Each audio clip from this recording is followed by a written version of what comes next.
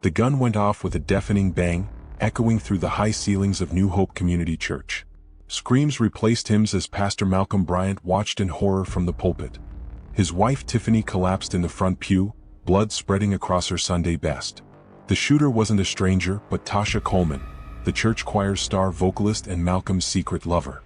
In an instant, a house of worship became a crime scene, and a community's faith was shattered.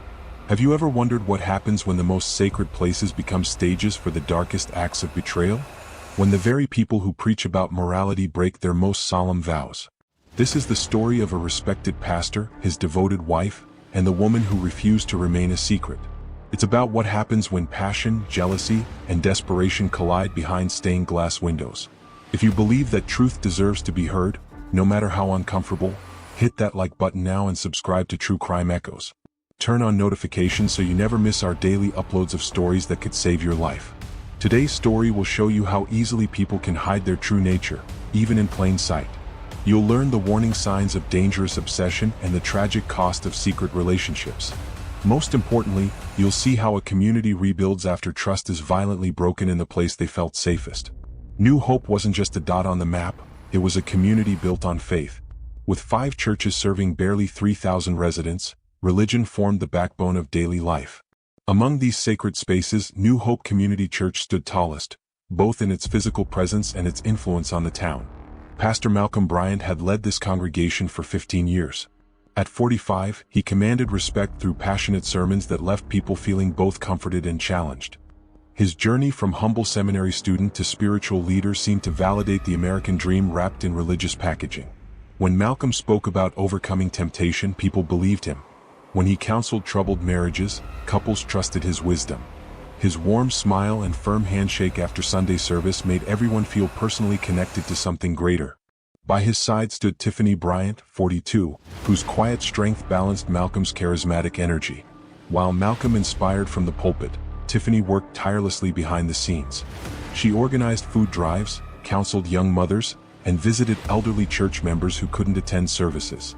Her homemade cookies became legendary at church functions, and her genuine hugs healed wounds words couldn't touch. Together, they presented the gold standard of Christian marriage.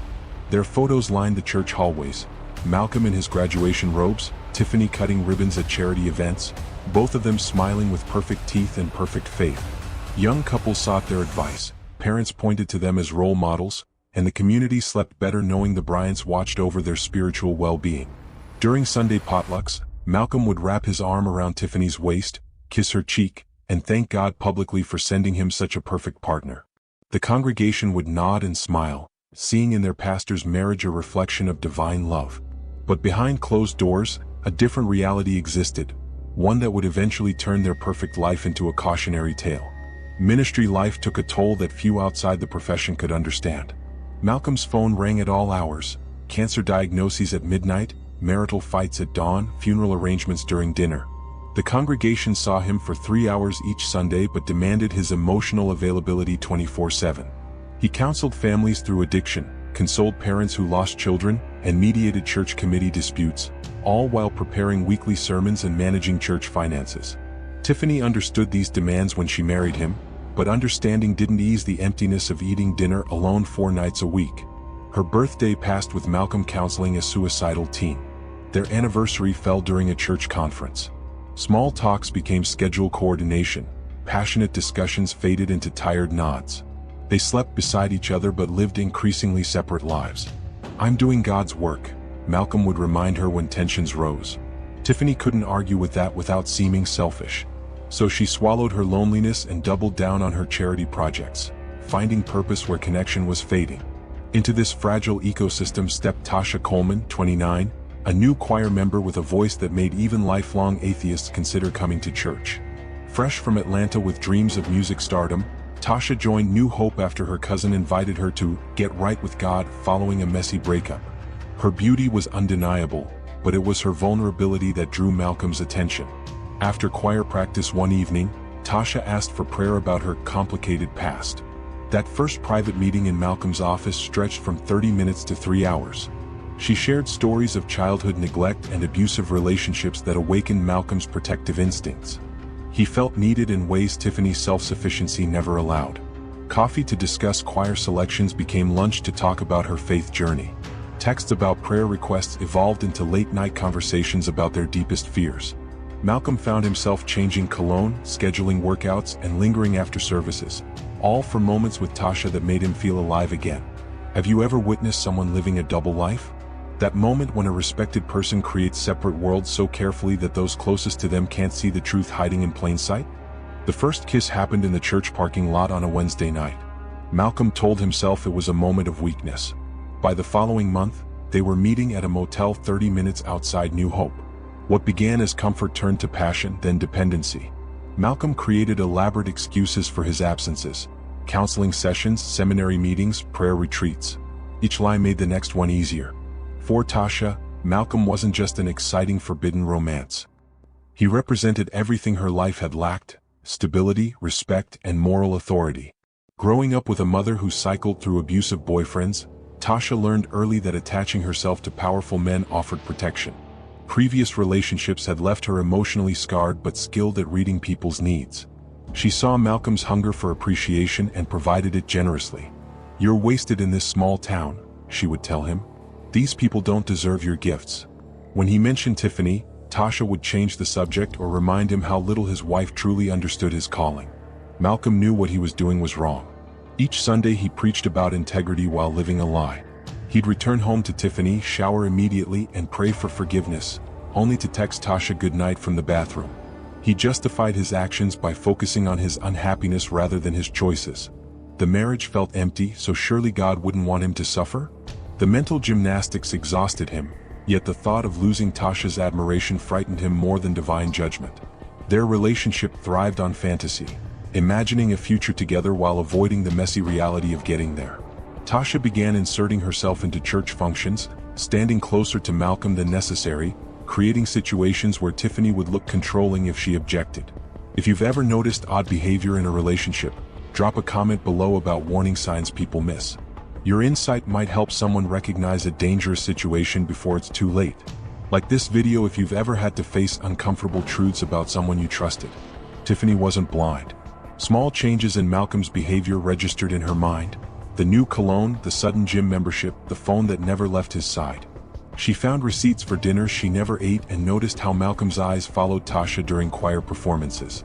When she gently questioned these changes, Malcolm became defensive, accusing her of not trusting him. Rather than creating a scene, Tiffany turned to prayer. She confided in her sister, who suggested marriage counseling. "He counsels everyone else's marriage," Tiffany said with a sad smile. "How do I tell him ours needs help too?" She tried initiating more date nights and surprised Malcolm with a weekend getaway, but his mind seemed perpetually elsewhere. Meanwhile, Tasha grew impatient with her secondary status. 6 months into their affair, she confronted Malcolm in his office after a church board meeting. The conversation quickly escalated. "I'm tired of hiding," Tasha declared, tears streaming down her face. "I want more than stolen moments." Malcolm tried calming her with promises of eventually finding a solution, but Tasha had come prepared with her own. "I've been reading about alternative relationships," she said, pulling out articles about polyamory. "We could all live together, you, me, and Tiffany. Many cultures accept this arrangement. You wouldn't have to choose." Malcolm stared at her in disbelief. "Tiffany would never agree to that." "You haven't even asked her," Tasha pressed. "She might surprise you. If she truly loves you, she'll want your happiness." Backed into a corner and afraid of losing Tasha, Malcolm reluctantly agreed to present the idea to his wife. The conversation with Tiffany went exactly as expected. Initially confused, then hurt, and finally resolute, she refused the proposition entirely. "This isn't about my happiness or yours," she told Malcolm. "This is about your inability to honor your commitments, to me and to God." She gave him a choice: end the relationship with Tasha or move out immediately. Malcolm begged for time to let Tasha down gently. Tiffany granted him 1 week, not knowing that when Malcolm delivered the news, Tasha's reaction would turn their private drama into a public tragedy. What happened next would shock the entire community. Sunday morning dawned bright over New Hope. Church members filed into the wooden pews wearing their best clothes and practiced smiles. Children clutched activity books while parents exchanged pleasantries about ball games and bake sales. Sunlight streamed through stained glass, casting colorful patterns on the worn carpet. No one suspected this ordinary service would become the defining moment in their community's history. Malcolm stood at the pulpit, dark circles visible beneath his eyes. He'd spent the night drafting a resignation letter after Tiffany's ultimatum. His sermon on forgiveness felt hollow as he spoke words he couldn't apply to his own life. Tiffany sat in her usual front row seat, her face a mask of composure despite her crumbling world. In the choir section, Tasha watched them both. The previous night, after Malcolm called to end their relationship, she'd sat alone in her apartment surrounded by photos of them together and gifts he'd given her. Her pain transformed into rage, then solidified into purpose. That morning, she'd slipped her cousin's handgun into her purse, applied her makeup perfectly, and arrived early to help set up communion. As the congregation stood for the final hymn, Tasha stepped down from the choir stand. Instead of joining the song, she walked deliberately toward the front row. Her hand slipped into her large purse, fingers wrapping around cold metal. Church members noticed her movement but assumed she was collecting prayer requests or passing a message. 20 feet from the pulpit, Tasha pulled out the gun. Several people gasped, but most didn't realize what was happening until she spoke. "You should have let this life be ours," she said, her voice carrying across the suddenly silent room. Malcolm froze mid-sentence, recognition and horror washing over his face. Before anyone could react, Tasha aimed at Tiffany and pulled the trigger. The gunshot echoed like thunder. Tiffany collapsed without a sound. Blood spread across her white blouse as chaos erupted. Children screamed as parents pulled them to the floor. Elderly members clutched their chests. The church organist fainted. 2 men tackled Tasha while others rushed to Tiffany, but her vacant eyes told everyone it was too late. Malcolm fell to his knees beside his wife, cradling her body as he sobbed uncontrollably. The congregation that had witnessed his greatest sermons now watched his greatest failure. Can you imagine the horror of witnessing such betrayal in a place of worship? A sanctuary violated not just by violence, but by the revelation that the spiritual leader you trusted had created the very situation that led to this tragedy? Police arrived within minutes of the 911 calls. They found Tasha still in the church, sitting calmly in a pew while 2 deacons stood guard. She offered no resistance during her arrest, simply stating, "He promised we would be together." Officers recovered the weapon and secured the crime scene, though nothing could erase what the congregation had witnessed. Malcolm couldn't function. Paramedics treated him for shock as he repeatedly murmured, "This is my fault." He never returned to the pulpit. Within days, he submitted a handwritten resignation letter confessing to the affair and accepting responsibility for creating the circumstances that led to his wife's death. He moved away from New Hope before Tiffany's funeral, unable to face her family or his former congregation. The community fractured along predictable lines.